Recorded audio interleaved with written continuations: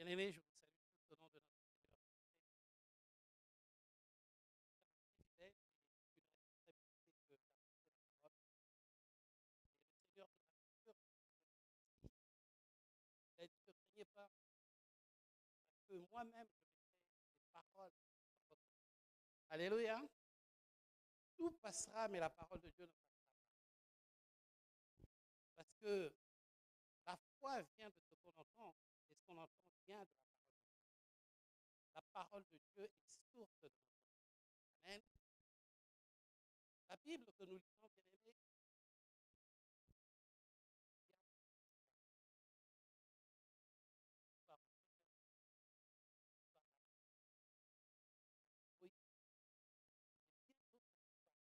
et toutes ces histoires, notre but, bien-aimés, c'est nous montrer des exemples.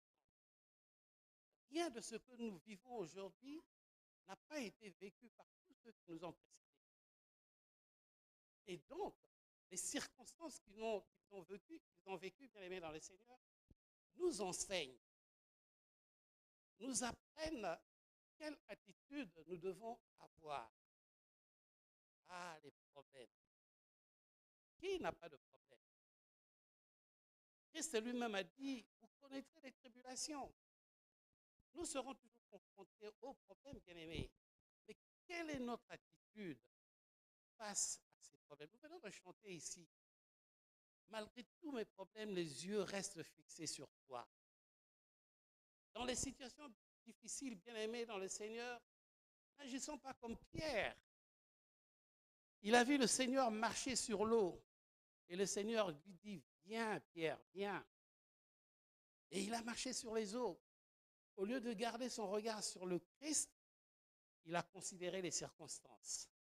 Il a oublié Christ, il a commencé à regarder ce qui se passait, il a commencé à couler. Et c'est ce qui nous arrive souvent, bien-aimés dans le Seigneur. Lorsque nous sommes confrontés à des difficultés, lorsque nous sommes confrontés à des problèmes, bien-aimés, nous oublions le Seigneur. Nous perdons pied, nous paniquons. La Bible dit, maudit l'homme qui se confie à l'homme. Frère, nous avons des problèmes. Pourquoi donc vas-tu te confier à n'importe qui? Aller raconter ta vie de gauche à droite auprès des personnes qui n'apporteront même pas de solution à ton problème. Nous sommes enfants de Dieu. Dieu est notre créateur, bien-aimé dans le Seigneur. Lorsque nous sommes confrontés à une situation, revenons auprès de notre Seigneur. Parce que lui seul est là. Vous savez, Jésus-Christ a dit, nous devons être comme des enfants. Il y a des parents ici. Vous avez des enfants. J'aimerais bien que quelqu'un me dise, quand son enfant a son jouet, qu'il affectionne, qu'on lui a donné à son anniversaire et tout ça, le jouet tombe en panne. Est-ce que l'enfant va voir le voisin, l'ami de papa, ou bien... Non, l'enfant revient vers papa et dit, papa, regarde le jouet que tu m'as donné. Il y a un problème. Parce qu'il sait que c'est papa qui a donné. Et donc, c'est papa qui doit s'arranger pour réparer ou remplacer, n'est-ce pas? Quelles que soient les circonstances, bien-aimées, revenons au Seigneur. Alléluia. Pour illustrer ce que je suis en train de dire, nous allons regarder l'attitude d'une femme exceptionnelle. Dans la Bible, on dit une femme exceptionnelle. Vous connaissez l'histoire du fils de la Sunamite, cette femme. Nous allons lire dans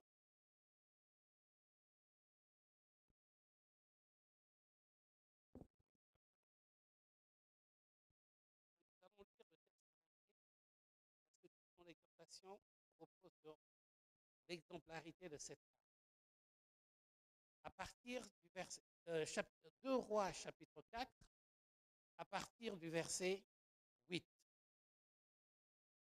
Et nous lirons tout, nous lirons jusqu'au verset 37. Nous allons lire complètement parce que tout le monde ne connaît pas l'histoire, ainsi tout le monde va s'imprégner de l'histoire. Et on comprendra ce que le Seigneur veut nous dire au travers de l'exemple de cette femme. Amen. Je lis au nom de notre Seigneur Jésus-Christ. Un jour, Élisée passait par Sunem. Il y avait là une femme de distinction qui le pressa d'accepter à manger. Et toutes les fois qu'il passait, il se rendait chez elle pour manger. Elle dit à son mari, « Voici, je sais que cet homme qui passe toujours chez nous est un saint homme de Dieu.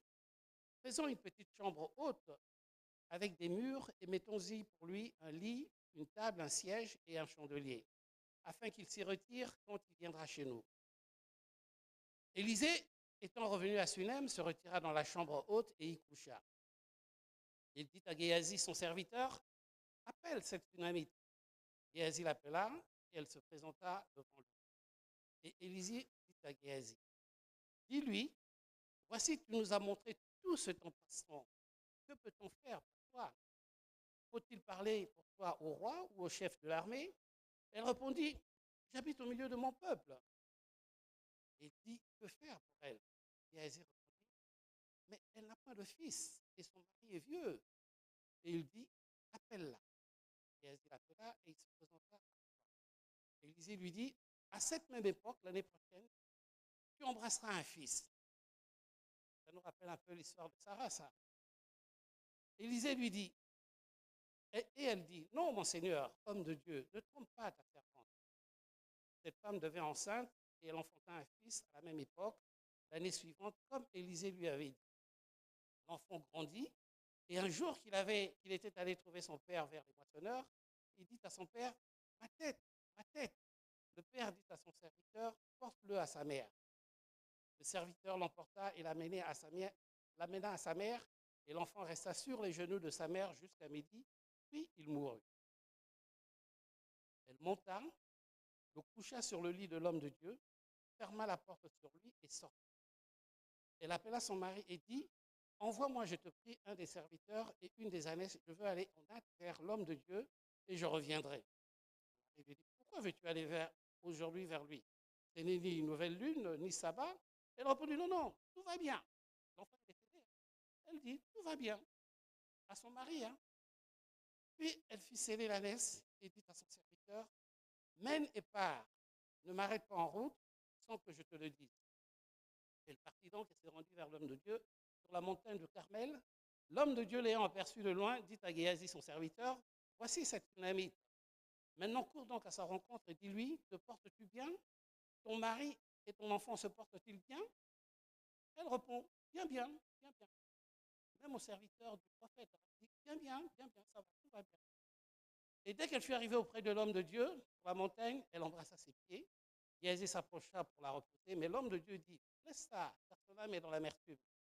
Et l'Éternel me l'a cachée et ne me l'a point fait connaître. » Alors elle dit, « Ai-je demandé un fils à mon Seigneur? N'ai-je pas dit, ne me trompe pas? » Et Élisée dit à Géasi, « Saint terrain, prends mon bâton dans ta main et pars. Si tu rencontres quelqu'un, ne le salue pas. Et si quelqu'un te salue, ne lui réponds pas. Tu mettras mon bâton sur le visage de l'enfant. » La mère de l'enfant dit, « L'Éternel est vivant et ton âme est vivante. Je ne te quitterai point. » Et il se leva et la suivit. Géasi les avait dévancés et il avait mis le bâton sur le visage de l'enfant, mais il n'eut ni voix ni signe d'attention.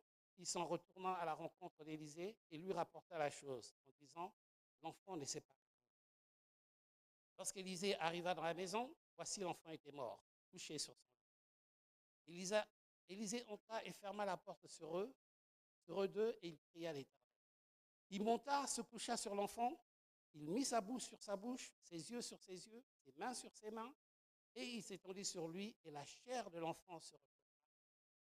Élisée s'éloigna, alla çà et là par la maison, puis remonta et s'étendit sur l'enfant, et l'enfant éternua 7 fois.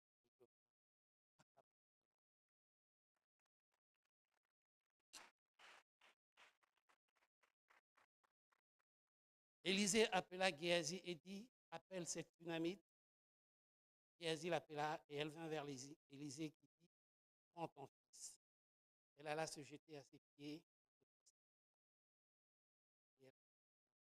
Alléluia.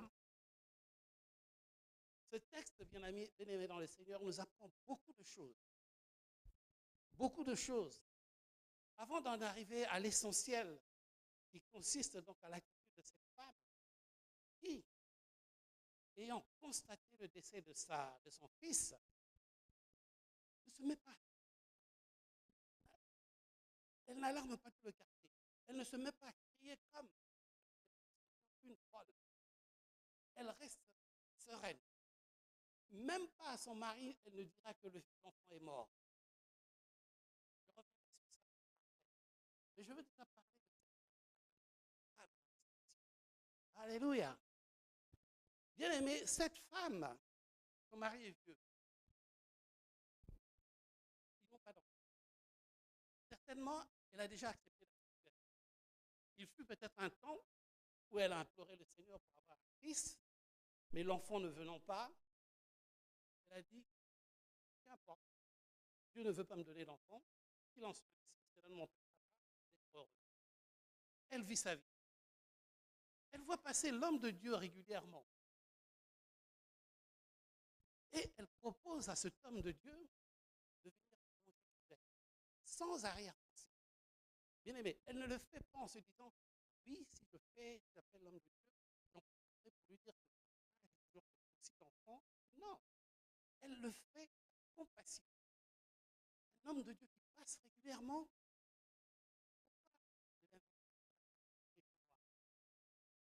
ce qu'il fait, l'homme de Dieu vient, mange, et ne s'arrête pas là.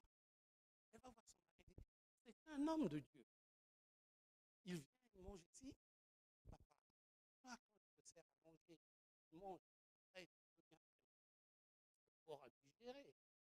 Pourquoi ne ferions-nous pas un petit endroit pour cet homme, ainsi quand il aura mangé, il n'y va pas de mal. Et ça sera fait. L'homme de Dieu aura un endroit, chaque fois qu'il viendra à Sunem, il aura un endroit pour manger, un endroit pour se reposer. Bien aimé dans le Seigneur, recherchons la bénédiction. Car c'est la bénédiction de Dieu. Et il ne l'a fait suivre d'aucun chacun. Bien aimé, la Bible nous dit, fais de l'Éternel tes délices et il te donnera ce que ton cœur désire. Dieu connaît nos besoins. Dieu sait de quoi nous avons besoin. Nous passons du temps à demander, Seigneur, j'ai besoin de ça. Seigneur, j'ai besoin de ça. Seigneur, j'ai besoin de ça. Mais que faisons-nous, Seigneur? Prenons-nous soin de ses serviteurs. Oh, pas seulement de ses serviteurs. Prenons-nous soin les uns des autres, frères et sœurs. Aimons-nous les uns les autres comme Christ nous a aimés. Avons-nous de la compassion pour nos frères et sœurs? Sommes-nous intéressés lorsqu'un frère a un problème de voir si moi je pourrais résoudre ce problème? C'est ça que veut dire la Bible quand on dit fais de l'Éternel et il te donnera ce que ton cœur désire. Vous savez, parfois Dieu laisse traîner les choses parce qu'il veut nous enseigner, non seulement par les prédications, mais par les situations que nous vivons au jour le jour. Dieu veut voir si nous sommes réellement sa bouche, si nous sommes réellement ses mains, si nous sommes réellement ses pieds. Si réellement, lorsque nous disons ce n'est plus moi qui vis, c'est Christ qui vit en moi. Mais en quoi cela se voit-il? En quoi cela se voit-il? Nous sommes capables de faire 40 jours de jeûne et prière. On se prive parce qu'on veut obtenir Dieu. Il te suffit simplement d'oublier un peu de tes problèmes et d'avoir de la compassion. Jésus-Christ a eu de la compassion. Christ a eu de la compassion. Bien aimé, si nous changeons notre attitude, si nous cessons de nous lamenter sur nous-mêmes et que nous nous comportons vraiment comme Dieu veut que nous nous comportions, que nous soyons capables d'aimer nos frères, nos sœurs, comme Christ nous a aimés, que nous fassions preuve de bonté, de compassion, de charité. Nous n'avons même pas besoin de prier. Dieu connaît nos besoins. Cette femme, je l'ai dit, ce n'était plus son problème. Son mari était vieux, et s'est fait vieux, je peux même espérer avoir un enfant. Mais elle a gardé ce cœur. Elle a eu de la compassion pour un homme de Dieu, sans espérer quelque chose. Écoutez, l'homme de Dieu lui demande, que puis-je faire pour toi? Mais non, je vis par ton peuple. Je ne fais pas ça pour que tu fasses quelque chose pour moi. L'homme de Dieu lui dit, à cette même époque, j'embrasserai un fils. Elle dit, oh, tu es encore là, toi, dans cette histoire de fils? Mais moi, j'ai déjà tourné la page. Ça, oh, mais j'ai complètement oublié, mais ne me trompe pas. Je ne suis plus là-dedans. Mais bien aimé, même si elle dit qu'elle n'est pas là-dedans, même si ce problème n'a jamais été. À un moment donné, tu t'es fait une raison, tu t'es dit, bon, ce dossier-là, je l'enterre. J'ai demandé, j'ai jeûné pour Dieu et sans suite. Mais je ne vais pas pleurer, je vais prendre l'attitude d'un enfant de Dieu. Dieu n'a pas oublié. Dieu sait que si tu fais même semblant de ne plus t'intéresser, il est tout au fond de toi. Mais on n'a pas dit que c'est lui qui sort les reins et les cœurs. Il sait. Cette femme, malgré son refus, Dieu savait qu'elle avait toujours ce poids au fond d'elle, qu'elle a toujours chéri ce besoin. Un jour d'avoir un fils, que je dans le Seigneur, dépendre de Dieu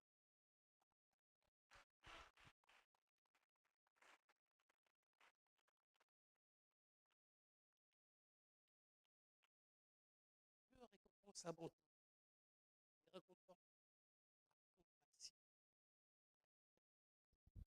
Il est notre Père céleste. Il sait tout ce dont nous avons besoin. Et c'est nous qui n'avons pas Dieu de comprendre. C'est nous qui n'avons pas. Il sait. Mettons simplement la parole pratique. Nous disons, ce n'est pas moi qui fais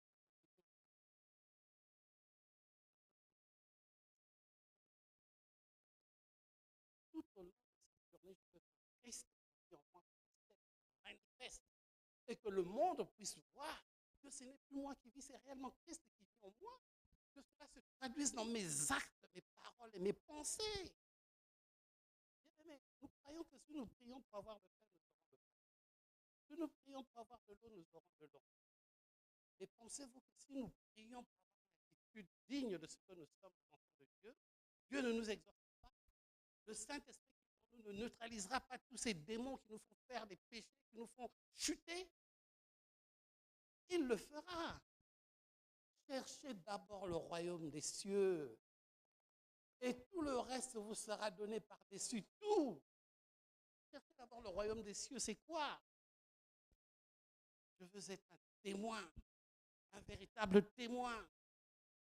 Je veux marcher sur cette terre comme Christ a marché sur cette terre. Je veux être capable, quand on m'insulte, je reste indifférent. Quand on me gifle sur la joue gauche, je donne ma joue droite. Je veux être capable de dire à mon frère qui m'a offensé, laisse béton, on va de l'avant, mon frère. C'est ça.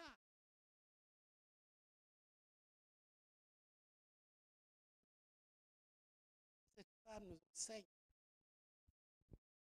que, que Dieu nous connaît. Elle a fait un geste pour l'homme de Dieu. Et lorsque le prophète dit, que puis-je faire pour toi? Ce n'est pas l'homme qui parle. C'est Dieu déjà au travers de cette femme qui veut récompenser son attitude, qui veut récompenser sa compassion. C'est Dieu qui a déjà mis un plan en œuvre pour donner à cette femme ce qu'elle a toujours désiré au plus profond d'elle. Comme promis, elle aura la période prévue, elle a l'enfant grandit, et Elle est heureuse avec ça. Dieu a fait son bonheur. Et voilà qu'un jour, alors que l'enfant était auprès de son père, on lui ramène l'enfant, il y a des mots de joie. Nous, les papas, nous sommes comme ça. Quand tu es avec l'enfant et que l'enfant commence à tousser, à avoir des. Je sens que ça va pas. Bon, écoute, c'est les mamans qui gèrent bien ce genre de situation. C'est normal, c'est les mamans les spécialistes. On amène l'enfant auprès de la mère, malgré ce qu'elle a essayé de faire.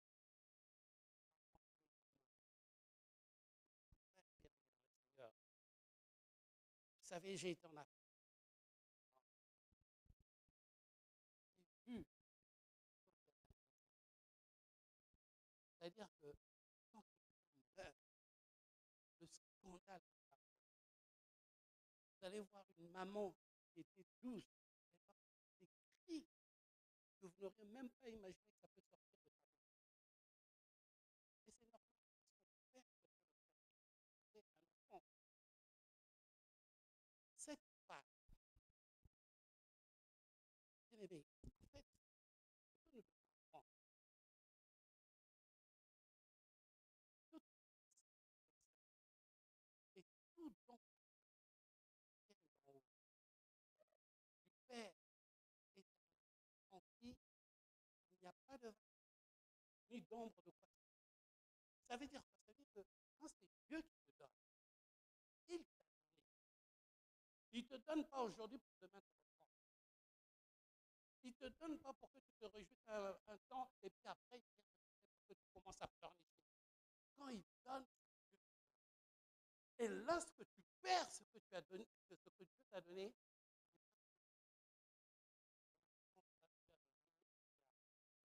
c'est l'ennemi que tu fais. Et dans ces cas-là, ne va pas chier, ne va pas te folle, ne va pas te lamenter, ne commence pas à crier. Reviens auprès de l'Éternel, lui dis, Seigneur, tu as donné.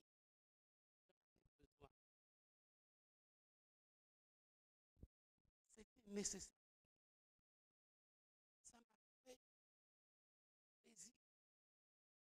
N'est-ce pas toi qui as dit, tu protèges les projets que tu as conçus pour moi, projets de paix et non de malheur, afin que j'ai de la vie et de l'espérance. Pourquoi m'as-tu donné et m'as-tu refusé? Pour revenir auprès de l'Éternel. Et non pas laisser la paix de gauche auprès des gens qui ne pourront rien faire pour toi, à part pleurer avec toi. Souvenez-vous de Job. Souvenez-vous des amis de Job. Cette histoire nous enseigne que cette femme a eu la bonne confiance. Elle a dit, je n'avais pas de l'homme de Dieu est venu.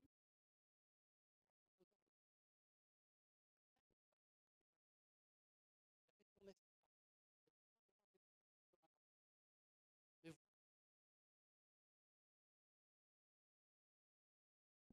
viens mourir, viens me quitter. Ce n'est pas une histoire qui concerne mon mari. Parce que lorsque je discutais de cette affaire avec l'homme de Dieu, mon mari n'était pas là. Quand il me disait qu'à cette époque, même époque, mon mari n'était pas là. C'était phare à phare. Lui et moi. Lorsque je lui ai dit, ne me trompe pas, voir à Dieu c'est arrivé, merci Seigneur.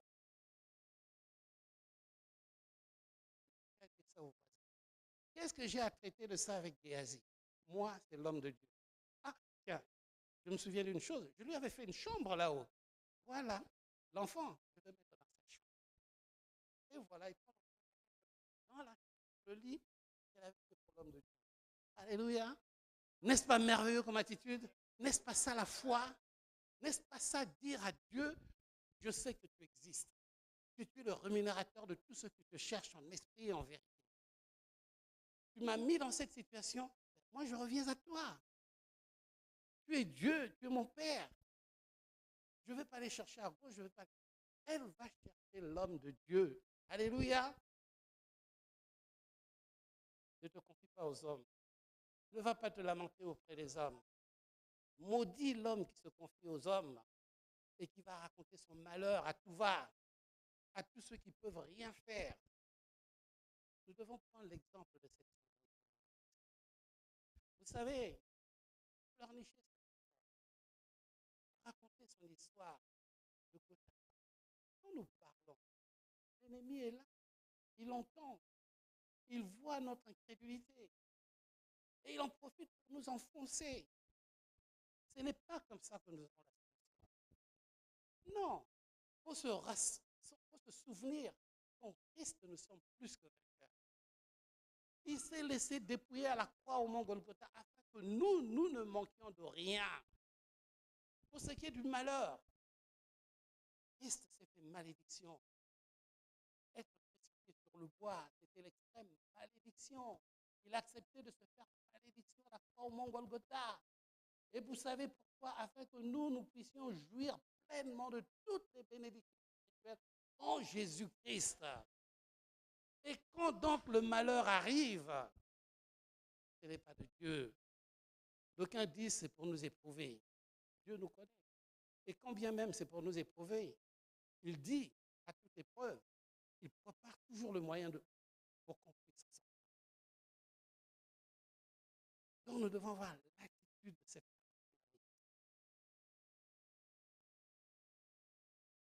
tout ce que nous avons d'excellent, de parfait, de nécessaire pour nous, tout ce que nous avons, que nous affectionnons, vient de l'Éternel, vient de notre Père céleste. Et quand cela vient à nous manquer, nous devons, parce que lui-même il a promis. Dans Joël 2,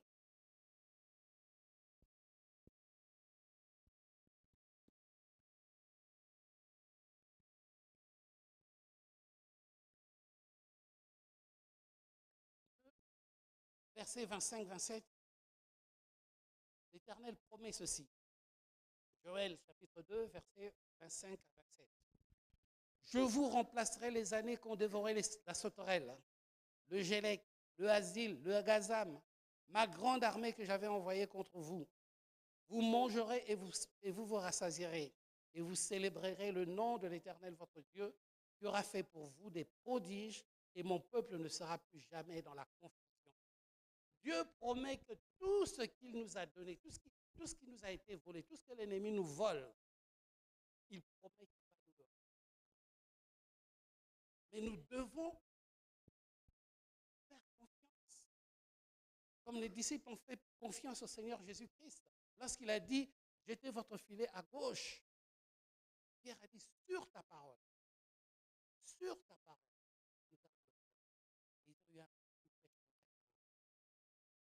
Quelles que soient les situations, les difficultés, il y a des choses que nous perdons. Les familles, les enfants naissent. Il y a des familles, le célibat persiste. Il y a des familles, la pauvreté persiste. Toutes ces choses, c'est l'ennemi qui les a volées. Et Dieu promet qu'il va nous les donner. Dieu qui a dit qu'il connaît les projets qu'il a pour nous, projets de paix. Alléluia. L'Éternel est notre Jéhovah Jireh. Il est notre pourvoyeur.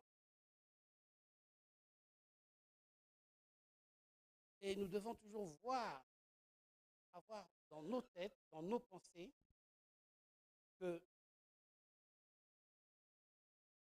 ce que l'apôtre Jacques dit dans Jacques 1, verset 16, 17, il dit, ne vous y trompez pas, mes frères, mes bien-aimés, toute grâce, etc., tout don parfait descend d'en haut, du Père de lumière dans lequel il n'y a ni changement, ni ombre de variation. Ça veut dire que si Dieu a donné, pourquoi va-t-il changer?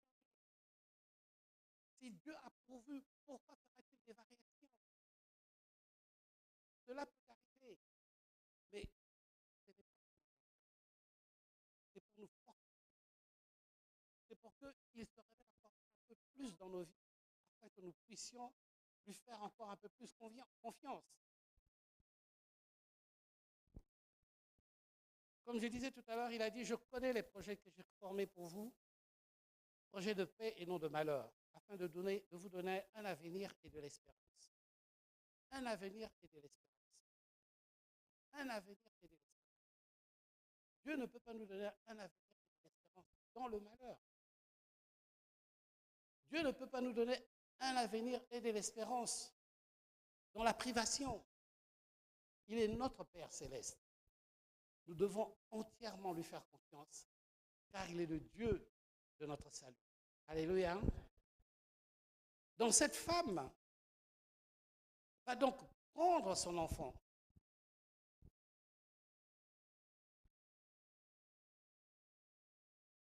l'amener dans la chambre haute du prophète. Elle va coucher l'enfant sur le lit. Elle va sortir. Ne rien expliquer à son mari. Ne pas donner d'explication au serviteur du prophète. Jusque devant l'homme de Dieu, où elle va soumettre son problème. Et l'homme de Dieu va venir et lui donner gain de cause. L'enfant va reprendre le souffle. Alléluia. L'Éternel est notre berger. L'Éternel est celui qui pourvoit à tous nos besoins. L'Éternel nous connaît parfaitement. Nous vivons au jour le jour. Nous sommes chaque jour. Mais Dieu a promis une chose. Il est là au cœur de nous. Et c'est lui qui nous fait vivre. Dieu connaît tous les problèmes par lesquels nous passons. Mais ce que Dieu veut, parce que Christ à la croix, il a tout accompli. Il a tout accompli. Nous sommes bénis de toutes les bénédictions spirituelles dans les lieux célestes.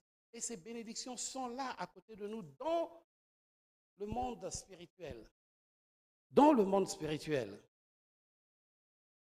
Et il nous appartient à nous, bien-aimés, d'aller cueillir ces bénédictions.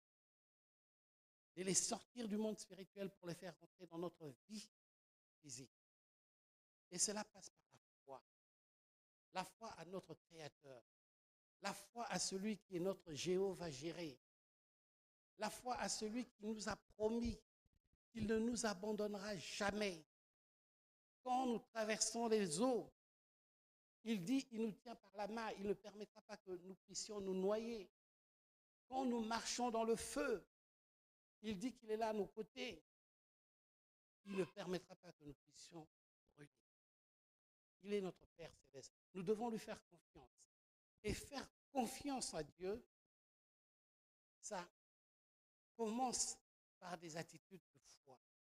En fait, cette femme, elle a eu la guérison de son fils dès l'instant où elle s'est dit, ce problème me concerne moi et celui qui me donne cet enfant. Dès l'instant où elle a décidé de ne pas en parler à son mari, de ne pas alarmer le voisinage, dès cet instant, elle a guéri son fils. Quel est ton problème, mon frère? Quel est ton problème? Ce matin, Dieu veut que tu te souviennes d'une chose. Il est la solution. Il est la solution à tous nos problèmes. Quel que soit le problème, il n'existe aucun problème que Dieu ne peut résoudre. Souvenez-vous toujours d'une chose. Tous ceux qui ont eu gain de cause en s'approchant de notre Seigneur Jésus-Christ, Jésus leur disait qu'il te soit fait selon ta foi. Ta foi. Bien aimé, c'est ça en fait. Prendre son problème, aller débattre de ça avec d'autres personnes, c'est déjà un manque de foi. C'est déjà dire non, je ne pense pas que Dieu peut résoudre ça, je vais voir avec ma soeur, mon frère, peut-être ensemble. C'est de l'incrédulité. Les problèmes, bien aimés, seuls. Je ne suis pas en train de dire, à l'exemple de cette femme, que vous ne pouvez pas partager ce que Dieu dit, parce que deux ou trois sont réunis, il est là au milieu de vous. Lorsque nous prions, lorsque nous demandons quelque chose ensemble, à deux ou à trois, nous pouvons être sûrs que le Seigneur nous écoute et il nous écoute. Il y a des problèmes que vous pouvez partager avec votre famille parce que vous êtes un. Mais dans votre foyer, évitons de sortir nos problèmes à l'extérieur.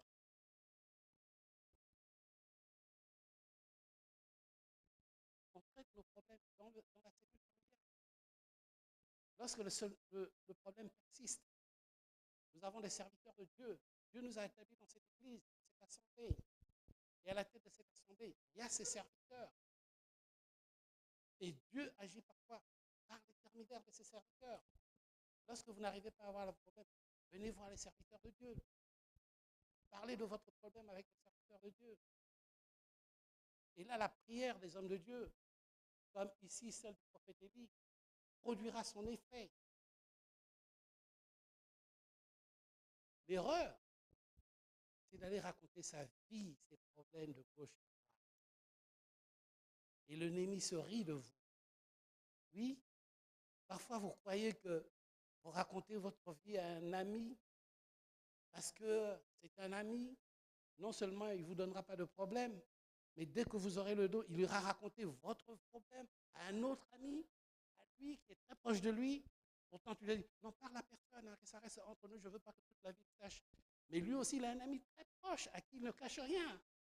Il va lui dire, tiens, tu sais que, hein, comme ci, comme ça, et ainsi de suite. Et demain, tu verras quelqu'un venir te dire ton problème. Ah, mais tu sais que j'ai appris que toi, oh, comment?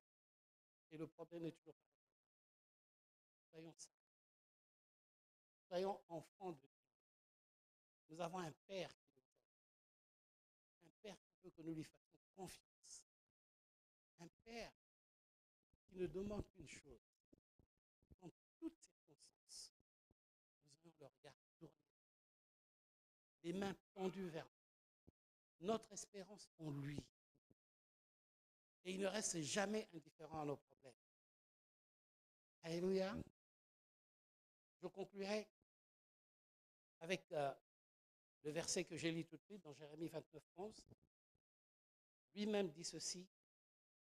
Je connais les projets que j'ai formés sur vous, dit l'Éternel, projets de paix et non de malheur, afin de vous donner un avenir et de l'espérance. Amen. Acclamons le Seigneur.